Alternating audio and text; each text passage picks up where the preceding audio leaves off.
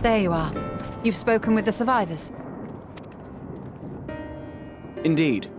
We thought to share what we have gleaned, that we might together gain a greater understanding of present circumstances.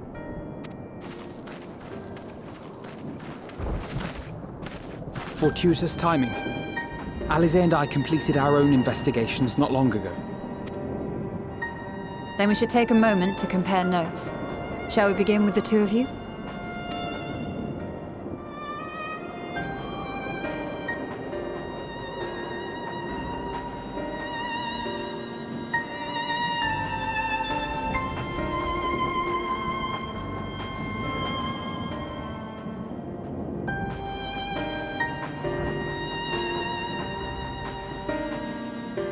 So the merchant Qerasaf was gravely concerned about his business in the days preceding his untimely end.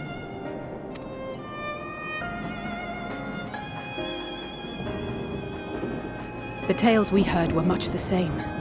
The first victims to be changed into blasphemies were all overcome with anguish of one manner or another. Then those who saw their loved ones stolen before their eyes succumbed to a similar panic, setting in motion a chain of transformations.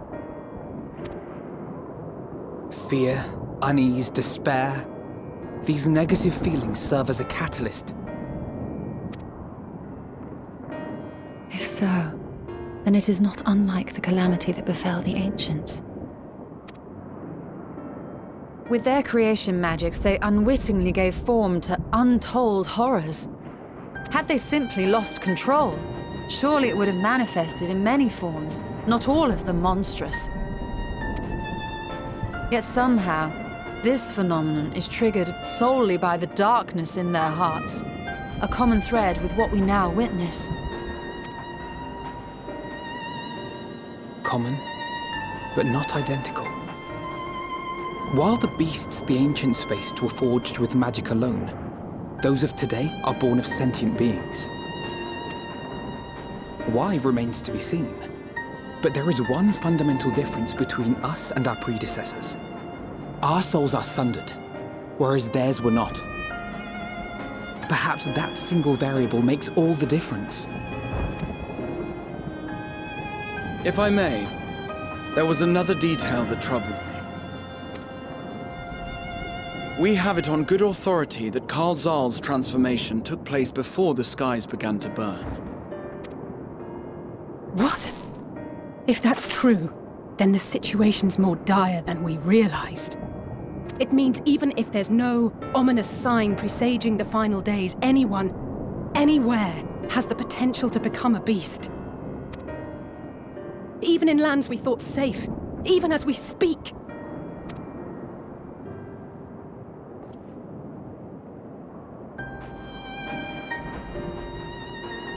Look! It's the satrap! The satrap! Thank the heavens!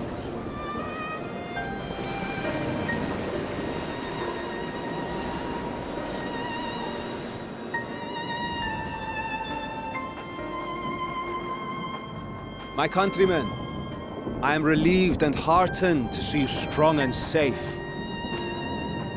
While the danger has not yet passed, far from it, allow me to assure you that the beasts that raged within the city walls have been exterminated to the last. Outside this sanctuary, the brave men and women of the Radiant Host and our dragon ally continue to battle our unholy foes. I pray these tidings put your minds at ease and help you calm your hearts. Have faith that we shall soon conquer this terrible trial. Your Excellency, is there any word from Palaka's stand? My grandson was bound for there yesterday and I worry for his life. We are still awaiting a report, but I promise you, as soon as I have aught to share. Your Excellency, I bring grave news. You are? I'm Matsya of Akyali. a humble fisherman. Ah, I remember you from our first visit. Wait, you're... But no, that can wait. When the skies turned red, I set off for Palaka's stand, fearing for the safety of a friend. But as I drew near the village, I saw dreadful beasts all about. No! Gods have mercy! Your Excellency! Save my grandson, I beg of you! We will spare no effort to save all we can, but you must remain calm. Calm? You tell me to be calm? You saw those beasts? They tore our bravest warriors limb from limb! What if we are too late, huh? They catch him, stick their fangs into him? The fangs! The screams! Get away from her, now!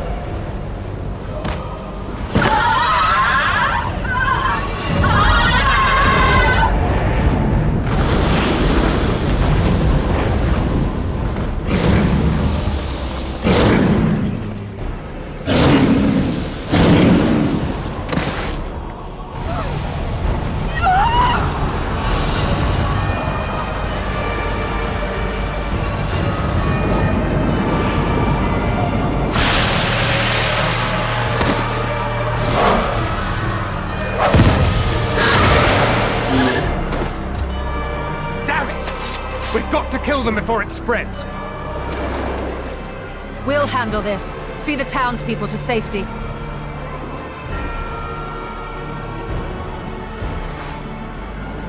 Run! As fast as you can!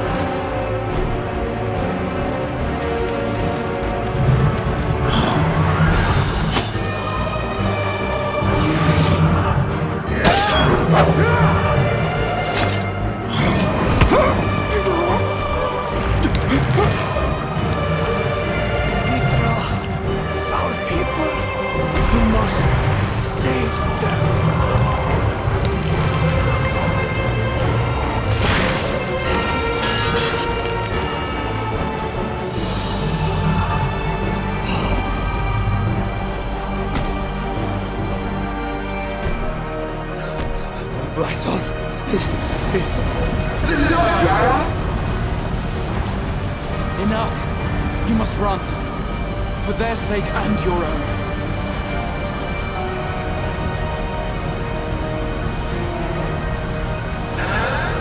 Yes. You'll survive. You must.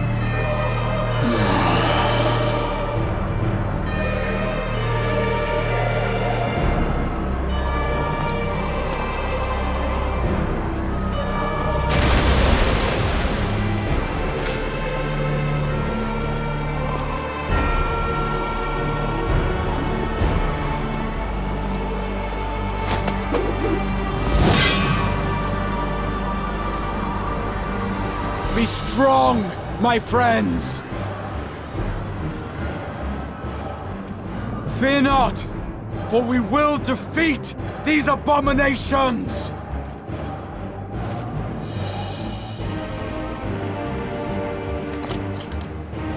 Brave men and women of the Radiant Host, lend your Stola and Thancred your aid. Let not a single beast escape. The rest of you, flee this place. Carry the wounded if you must. Head indoors or underground. Above all, stay calm. No beast will follow you. We will see to that.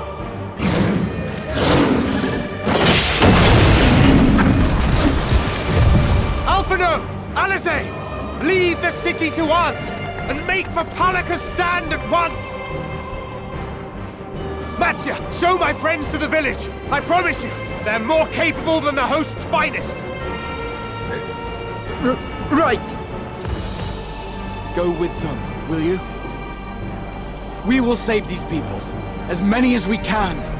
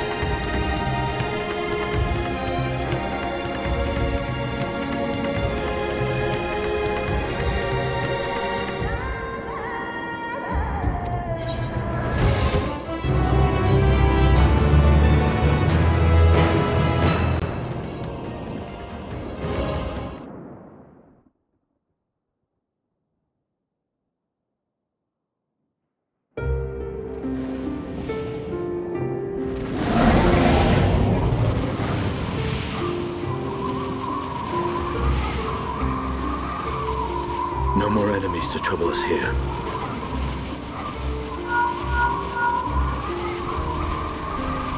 It's me. How fare you below?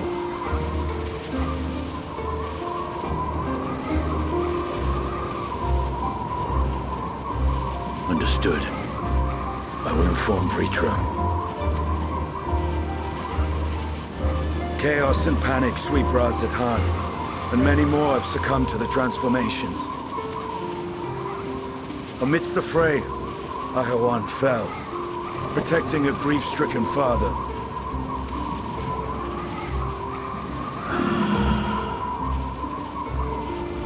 My friends fight alongside your Radiant host to secure the capital. Beasts have been sighted in Palaka's stand as well.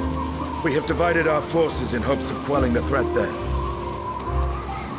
Of small solace is that we now know what triggers the transformation, as my companions tell it.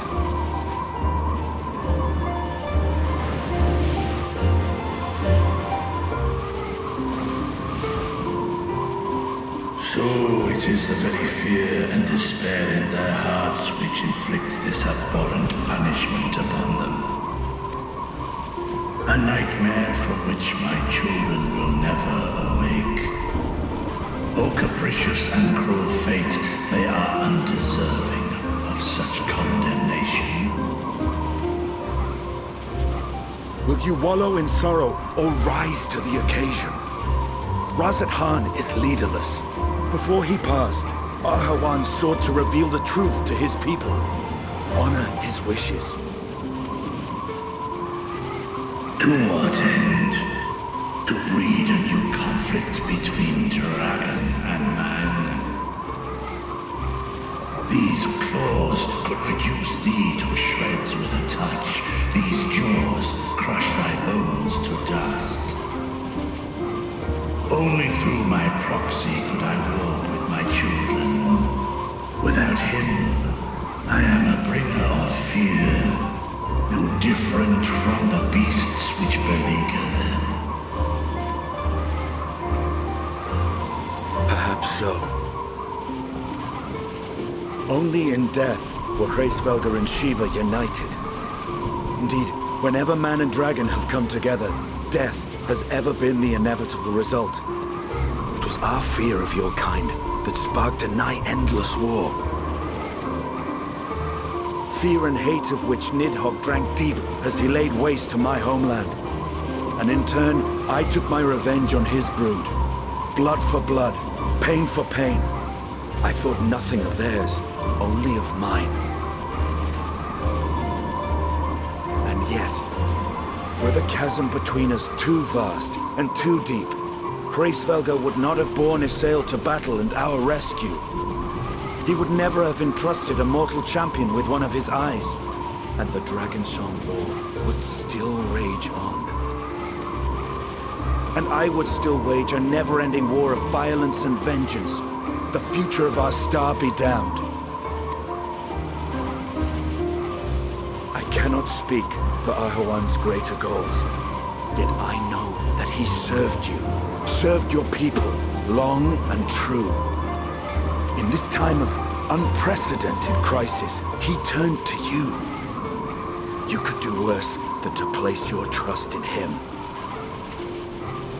It will not be easy, but the future of Radz-at-Han hangs in the balance.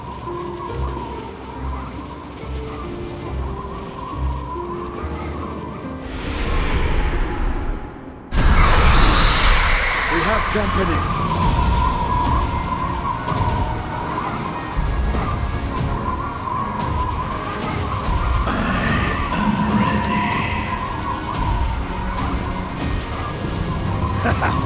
The hour has come, Vrtra! It's all or nothing!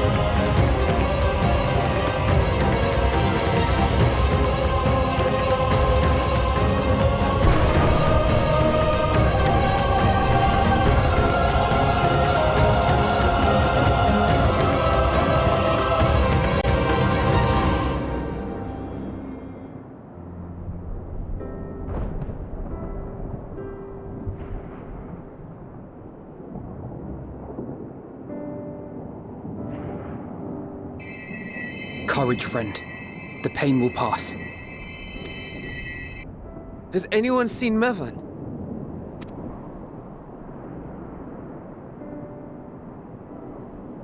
Where could she be?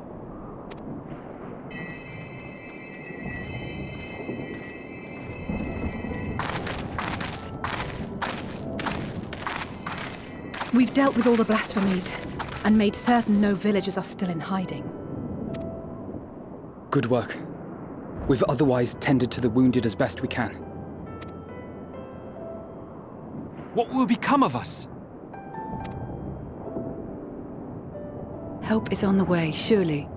We may have to abandon our homes now, but we will return, someday. But where can we go? Is anywhere even safe?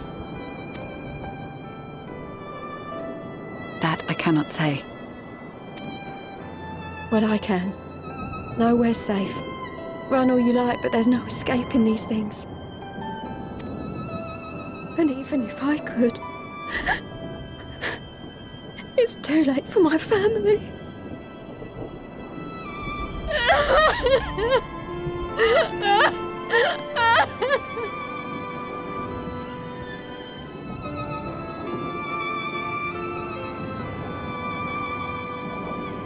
This isn't good. The more they dwell on the tragedy, the more likely we are to lose them too.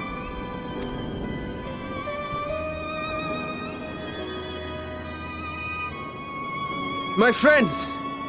This is a place of worship. Should your heart quake with sadness, cast your mind to the heavens and remember. Remember the teachings of the old gods. Did they not implore us to stand fast when waves of sorrow break against our shores?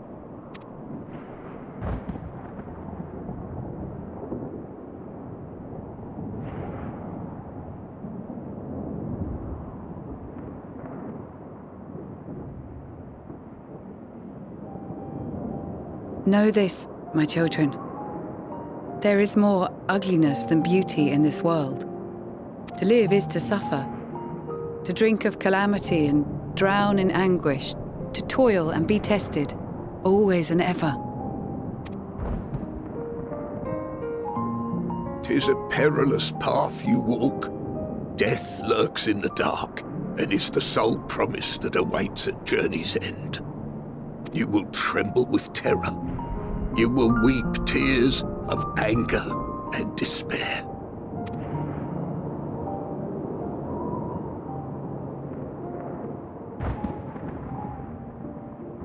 But do not avert your eyes. See your life for what it is. Then will you see how the hardships make you strong.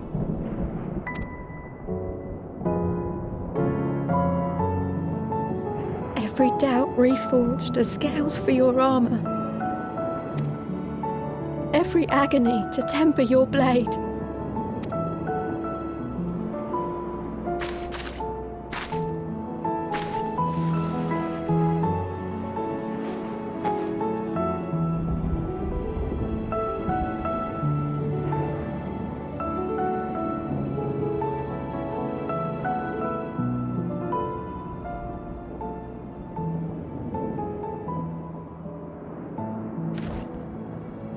Thank you, lad. We'd almost forgotten who we are.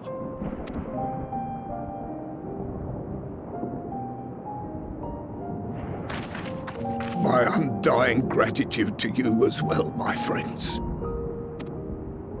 You were searching for Mehvan, no? We must return home. I pray you help the boy find his friend. Gladly. We dispatched what beasts we could, but the roads are still dangerous. Stay together and go in safety.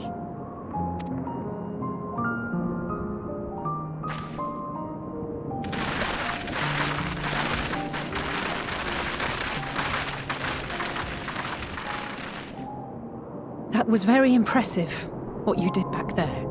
Those words seem to resonate with your people. They should.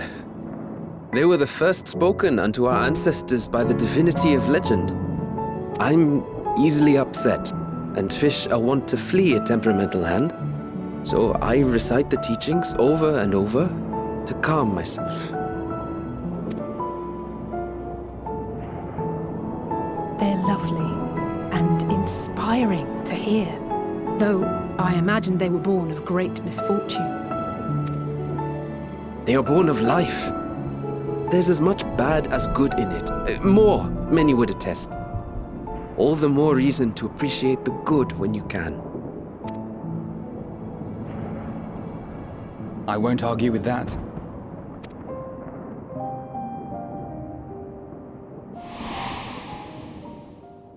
In darkness, seek joy. Surrender not to sadness, and see beyond despair. Walk free, and bear the light for others to follow.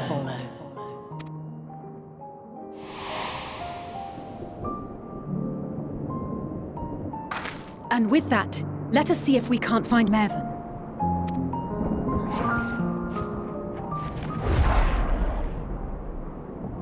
Did you see? That beast was chasing someone.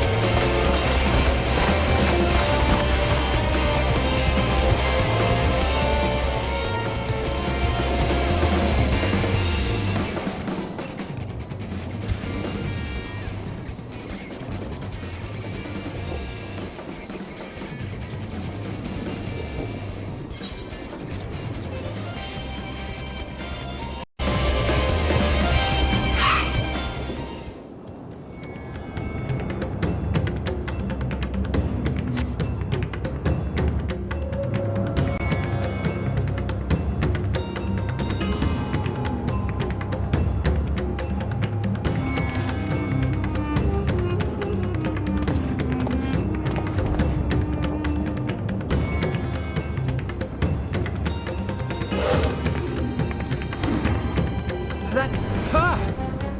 No, I'm sure of it! Mehvan! Don't! Please!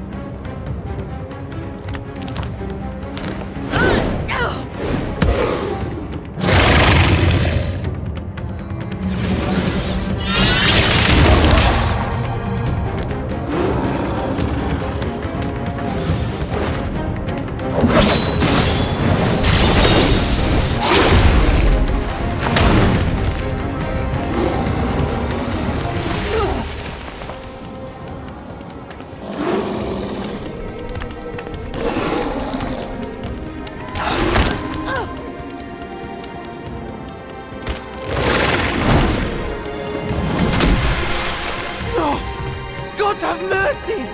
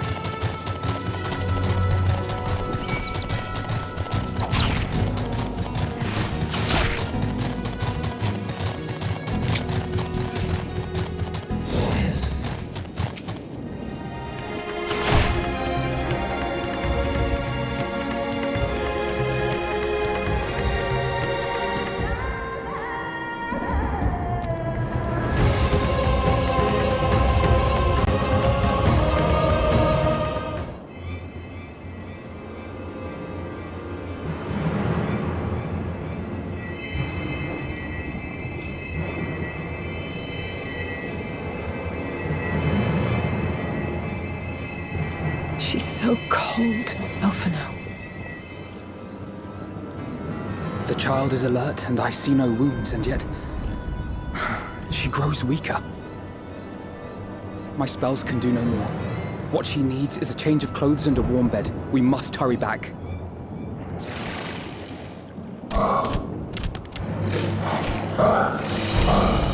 Not now! Matsya, take the child.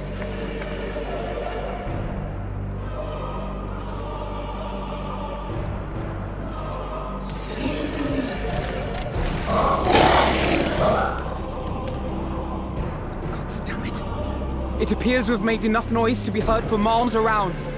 More will be upon us ere long. We make our stand here. Matsya, can you take her back to the village? But the child, all by myself. You can't be serious. The beasts will follow you home unless we stop them here. And so we shall. Be strong, Matsya. Her life is in your hands. Right. I can do it. I know you can. We'll keep them busy, Matsya. Go! Quickly!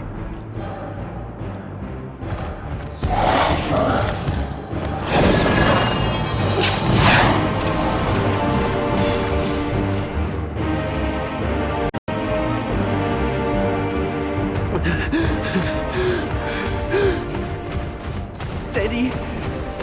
You know the way.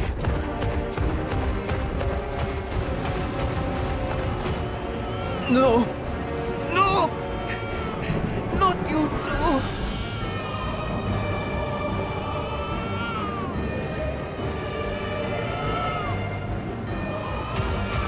Don't be afraid. Don't be afraid. To live is to suffer, to drink of calamity. It is a perilous path. Death lurks in the dark.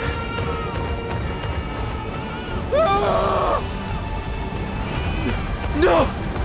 I'm not afraid! I'm not afraid!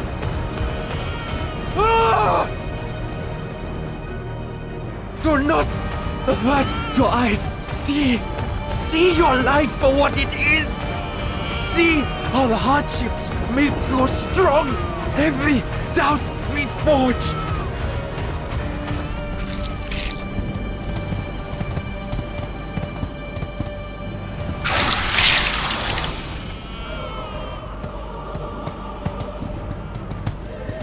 Every agony.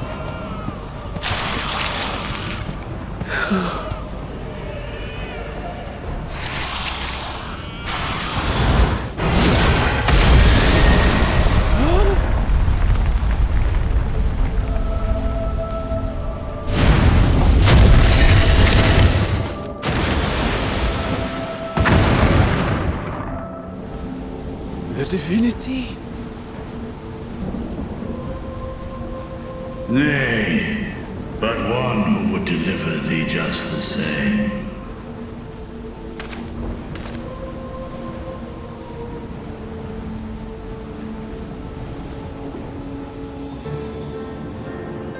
Please. You must save the child. She is all that remains of Mehvan and Qerasaf. Please.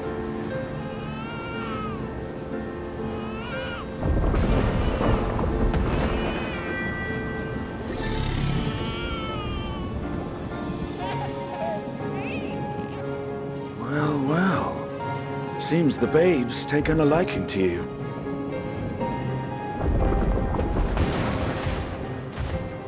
Thou art strong, little one. Let us convey thee to thy home.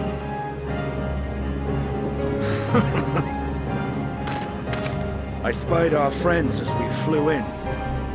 They appeared to be holding their own against the Horde.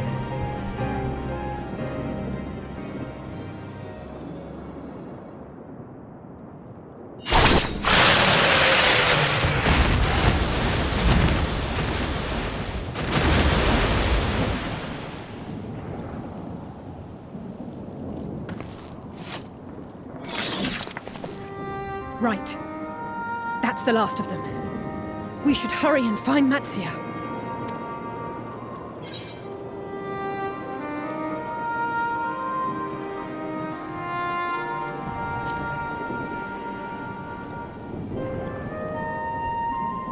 What, like divine aid? A fine battle it must have been. Shame I missed it. Estinien, it was you who came to Matsya's aid. I was only along for the ride. Vrtra was the one who saw the boy was in need. The two are headed back to the village. Where the worm will honor Ahiwan's wishes and finally reveal himself to his people. Perhaps so. Will you go and join them? There's something I need to do first. Mehvan gave her life so that her child might live. She deserves better than to be left to drift alone. She deserves to be laid to rest beside her husband at least. Will you help me?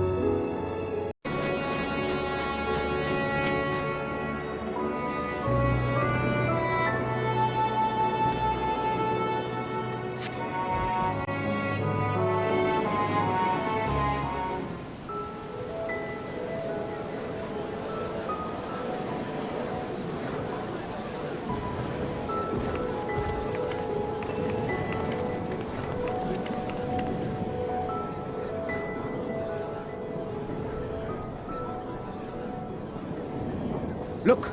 Someone's coming!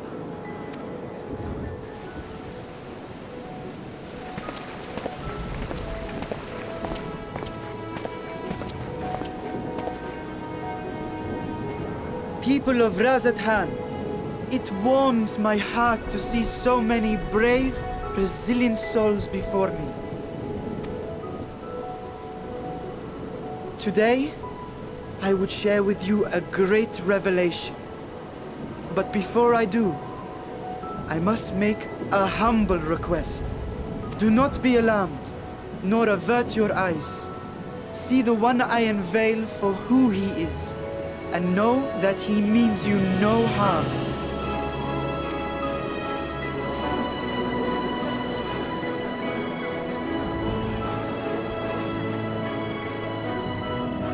Very well.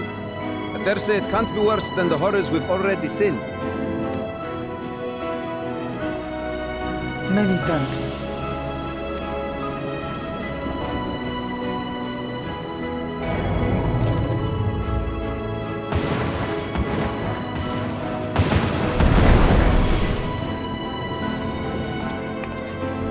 A dragon!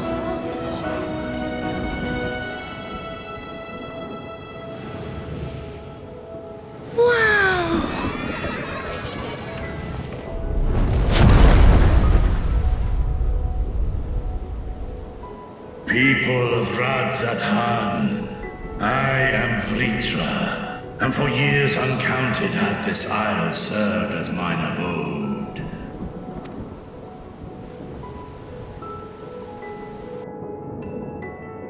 'Tis as the Satrap's ally I am known. Today, I would reveal the truth unto you.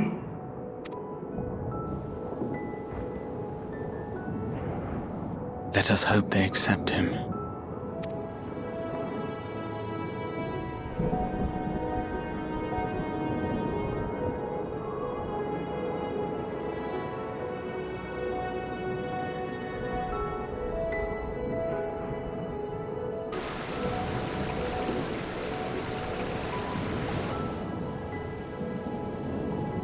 If I am hearing this right, you were the satrap all along? Vashan! I mean, Master Vrtra, does your divine eye really see all? Nay, child. While mine eye hath borne witness to the whole of our nation's history, to its future I am blind as thee. Countrymen, calamity the likes of which we have never known is come to Thavnair, our home. Friends and loved ones have been taken from us. I too have lost my closest confidant. Aetheryte loved this land and served it with dignity till his dying breath. A nobler satrap there will never be. For so long, I lacked the courage to face you. I will not easily earn your trust, this I know. And yet, I cannot sit idly by and abandon Radz-at-Han to her fate. A font of boundless vibrancy, this jewel of the ocean. Since time immemorial hath she glittered with every color imaginable. To this dragon, slumbering in his dark lair, 'twas a mesmerizing sight, and one that brought no end of joy to my heart. This calamity hath stolen too much from you already, yet so long as you live, the light of Radz-at-Han will never be extinguished. I pray you let me watch over it, over you, and lend me your strength that we might face this trial and those to come as one. I do not know you, dragon, but I thank you for speaking the truth to us. As divinities, both Manusha and Riga once joined together, so too do I believe that hand in hand, we can overcome this ordeal and welcome an era of peace.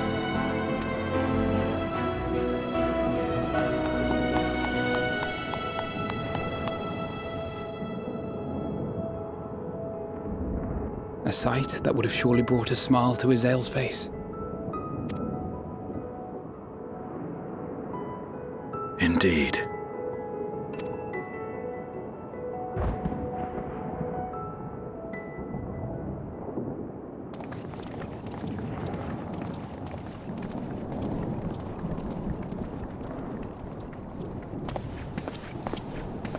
Excuse me, but I must speak with the Satrap at once. Father!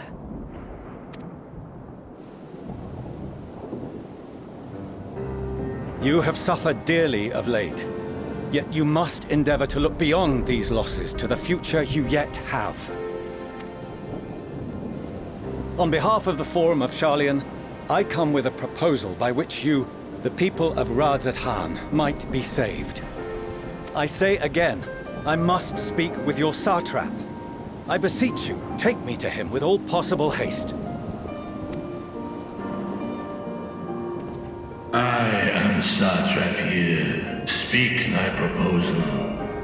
All present shall hear and judge.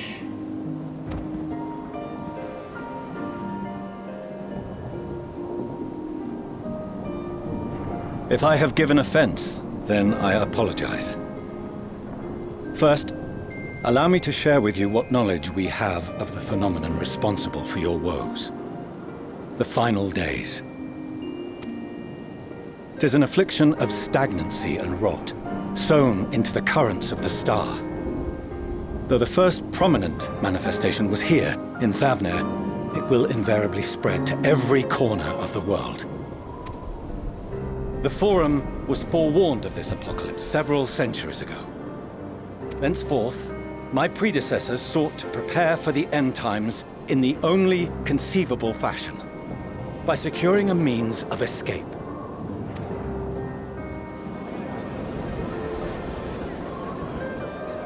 Escape the star? What madness is this? 'Tis by no means madness.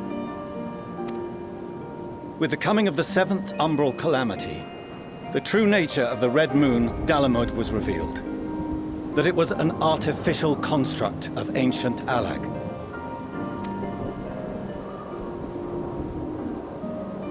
But what of the Silver Moon? This celestial satellite is yet another technological marvel fashioned and maintained by ancient allies. A ship that will sail the heavens and deliver our people from destruction. And by our people, I speak not only of Sharlayan. We mean to save every man, woman, and child it is within our power to save. Including you, our dear friends of Radz-at-Han. Recent events necessitate adjustments be made, and quickly, but we can and will escort you safely to the moon.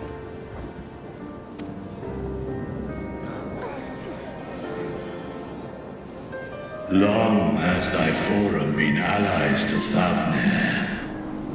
I trust thou dost not extend this offer lightly. Yet I wonder, is this truly the way? Is there a future to be built for us beyond this star our father deemed the last bastion of hope? It is for that very reason I come before you and your people. To answer any and all of your questions. To offer my assurances and allay your fears. Though, if you wish the best for your people, I advise you to render your decision swiftly.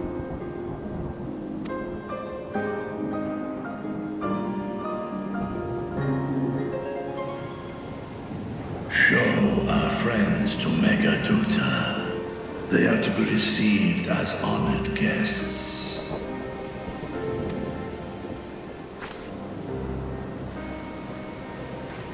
Worry not. Whatever decision is reached, your paths shall be yours to decide. Until then, heed the warning of these brave heroes. Guard your hearts against fear and despair, for it is within such fertile soil that the seeds of blasphemy find purchase. Remain calm and attend to your daily tasks. I shall return anon.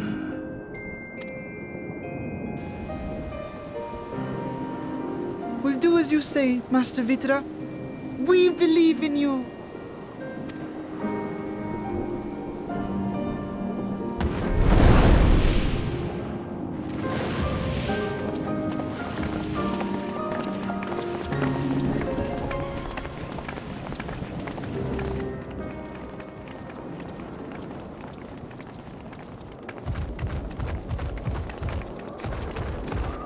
Oh, you're still here. What a relief. Nidhana, what's the matter? Has something happened at Palaka's stand? Oh, no, not that I know of. I just hope to hear your thoughts on a theory of mine. All who undergo the transformation are drained of their ether, yes? What is it then that gives these beasts the strength to carry on as they do? Logically, they must be drawing upon an alternate form of vital energy. That put me in mind of our earlier conversation, when I tried to explain the essence which many confuse with ether. Akasha. Yes, I remember. The unseen gift bestowed from on high. An energy influenced solely by emotion. Yes, yes. In this instance, negative ones set Akasha into motion, thereby infusing the beasts with vitality. I posit this as the mechanism by which the beasts are born and sustained. Ah, do you still have that flower?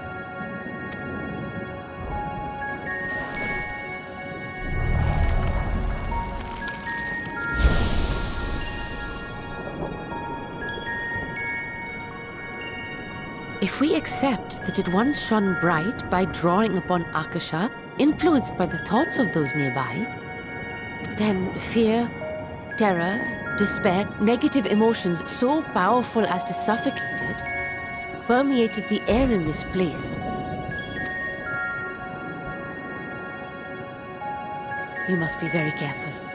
The forces which drive the final days may be beyond our ability to perceive.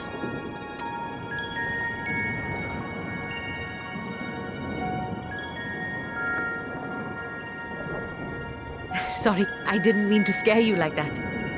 At any rate, I will continue my research into Akasha. Do temper your expectations, however. There are sadly few detailed studies upon which I may draw. Formulating a new theory as you have is itself no small feat. I wish you well in your endeavors, and pray you take care. Thank you. You stay safe as well, yes? Till next we meet, and we will meet again.